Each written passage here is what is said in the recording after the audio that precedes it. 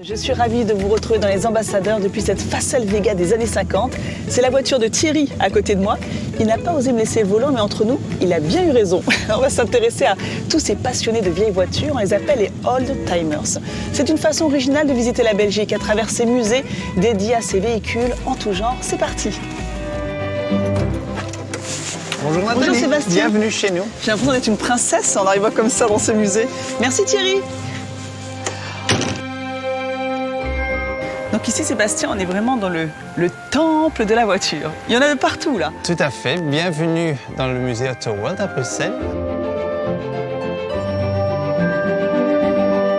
Il y a combien de voitures ici? Plus ou moins 250 voitures qui retracent l'histoire de l'automobile. La plupart des voitures ici viennent de la collection Mailly. Et le musée a été créé en 1986 pour héberger cette collection importante. D'où un atelier, un garage Mailly ici, à Auto World. Tout à fait. Donc, avec Papy Mailly qui est en train de travailler là. Voilà, Guylain Mailly, qui était un monsieur qui a commencé à collectionner des voitures avant que le mot collectionneur de voitures existait. Et la première voiture, c'est la Forte. C'était sa première voiture de sa collection. Comment Guylain Mailly a-t-il réussi à rassembler autant de voitures? C'est une histoire assez impressionnante et spéciale parce que c'est pas quelqu'un qui avait beaucoup de moyens ou qui était extrêmement riche ou qui voulait collectionner. C'est venu comme ça. Donc il a commencé avec cette Forte. Il avait la passion pour les voitures. Et c'était à l'époque, on est entre les deux guerres dans les années 30, où c'était plus intéressant de détruire les voitures que les garder. Et lui, il gardait les voitures. Il a fait l'inverse. Oui, donc c'était un collectionneur avant la lettre. Et à un certain moment, ils avaient plus que 1000 voitures. Donc il faut imaginer, à Leuze, vous voyez encore une grande partie de cette collection. C'est impressionnant de voir toutes ces voitures. Et aujourd'hui, c'est la collection privée la plus importante au monde. C'est une des plus, oui, une des plus larges en tout cas, oui. Le musée possède une collection exceptionnelle. Plus de 300 véhicules dans un état impeccable. La voiture la plus ancienne date de 1896. Et c'est un tricycle Léon Bollé qui tient plus du vélo que de la voiture. Il fut surnommé le tube Elmer, car le passager prenait place à l'avant. Il y a aussi la Voisin C4, une voiture française construite dans les années 20. C'est le célèbre architecte Le Corbusier qui a dessiné l'habillage d'inspiration art déco du véhicule, notamment les élégantes poignées de portière. On peut voir aussi le 4x4 Toyota décoré par l'artiste Jean-Michel Follon.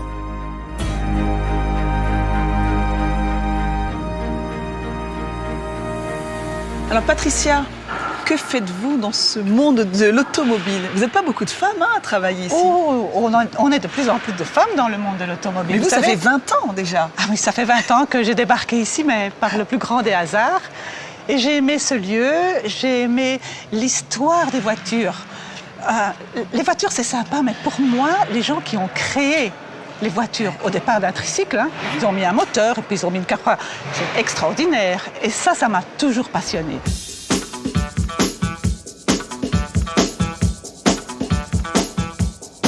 Là, on est dans une partie du musée qui est consacrée aux voitures des années 70, 80, 90. Donc, c'était les voitures de tous les jours hein, qu'on voyait dans la rue. Hein. Ah, c'est les voitures que moi je voyais quand j'étais jeune. Et c'est génial. Donc les gens, quand ils viennent ici, j'imagine qu'ils sont parfois pris d'émotion. « Oh, c'était la voiture de mon père, de mon grand-père.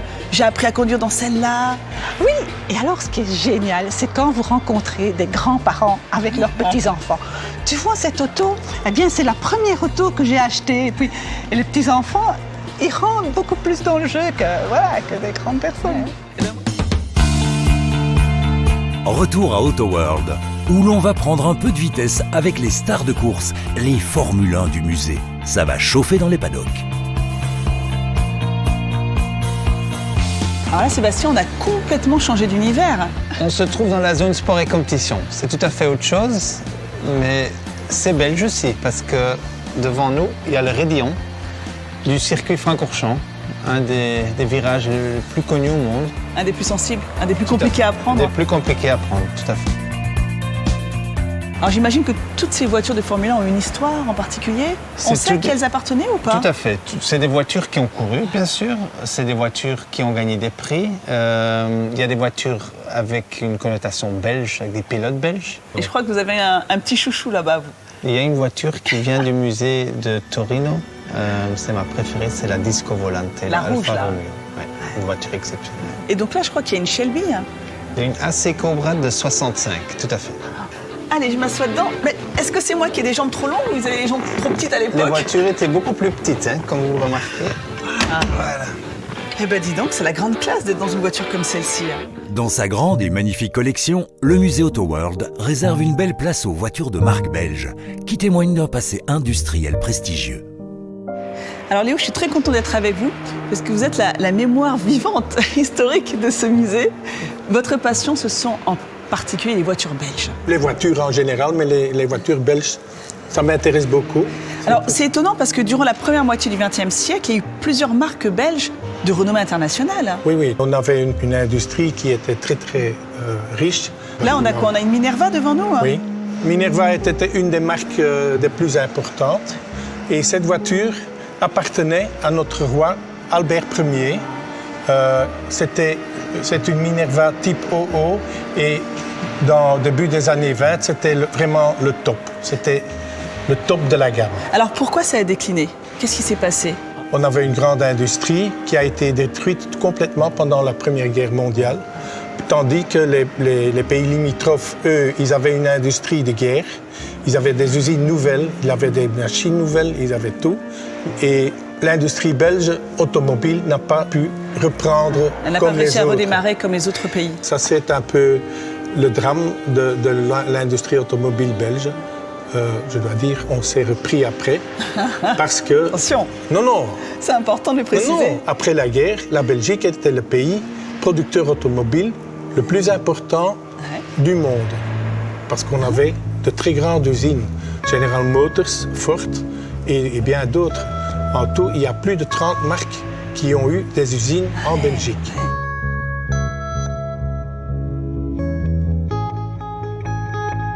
Alors quand on voit l'état de ces voitures, même des prototypes, elles sont toutes dans un état impeccable. Vous les rafistolez souvent? La plupart des voitures anciennes n'ont jamais été restaurées. Ils sont tous dans leur état d'origine.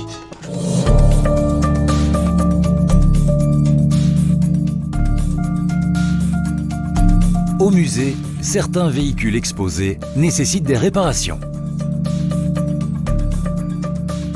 Comme ce buggy de la marque Apal, une marque belge fondée en 61 à Herstal. Ce sont les garagistes bénévoles qui se chargent de les réparer.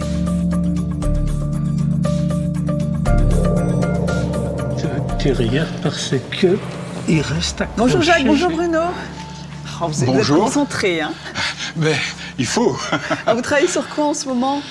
C'est une voiture Apal, qui est une voiture belge, construite sur une carrosserie de coccinelle. Et là, qu'est-ce que vous êtes en train de faire? Le moteur Ben, ne marche pas? on a un souci avec le carburateur, il reste toujours bloqué. Donc on essaye de comprendre d'abord pourquoi il reste bloqué. Jacques, vous avez détecté la panne ou pas? Oui, à peu près. C'est pour ça que je suis occupé à essayer de...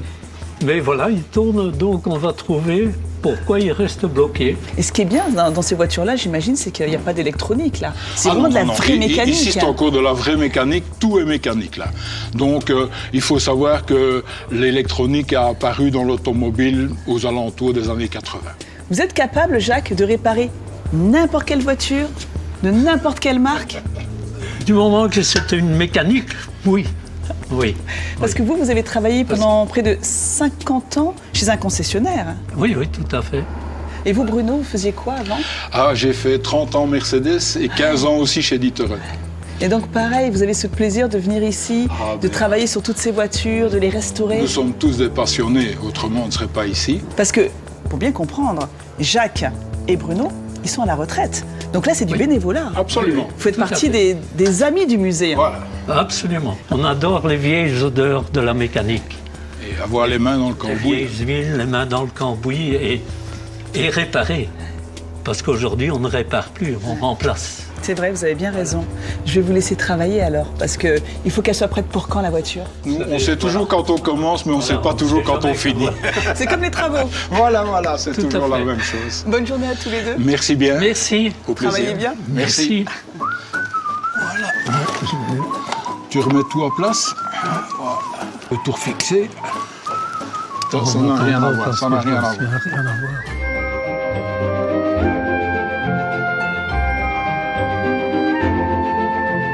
On arrive à la fin de cette émission, alors je vais vous quitter en Ferrari Daytona de 1969, s'il vous plaît.